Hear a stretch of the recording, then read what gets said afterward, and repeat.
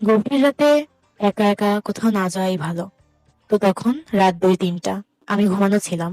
হুট করেই ঘুম ভেঙে যায়। ওয়াশরুমে আমি যাই। তো তখন আমি দেখলাম যে আমার আম্মু এই রুম থেকে ওই রুমে গেল। আমার আম্মুর মুখ দেখা যায় নাই, দেখলাম আম্মু এই রুম থেকে পাশের রুমে গেল। তো আমি আম্মু আম্মু বলে 2বার ডাকলাম, দেখে উত্তর দেয় না।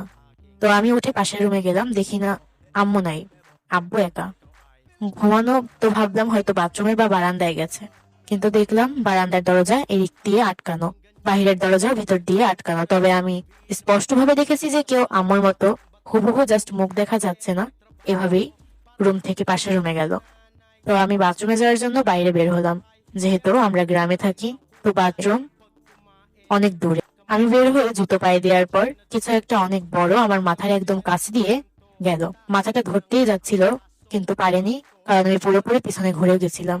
তাকিয়ে দেখি কিছুই নেই, সম্পূর্ণ চুপচাপ জায়গা, গাছপালা কিছুই বাতাসেও নড়ছে না, ও শান্ত। এরপর ওয়াশরুমে যাই। বের হয়ে আমি যখন রুমে যাই, গিয়ে দেখি শুয়ে পড়লাম। তখন আমি দেখি আমার আম্মু আমার পাশেই শুয়ে ঘুমাচ্ছে। ধন্যবাদ আরিয়া আপুকে আমাদের সাথে এই হরর স্টোরিটা শেয়ার করার জন্য।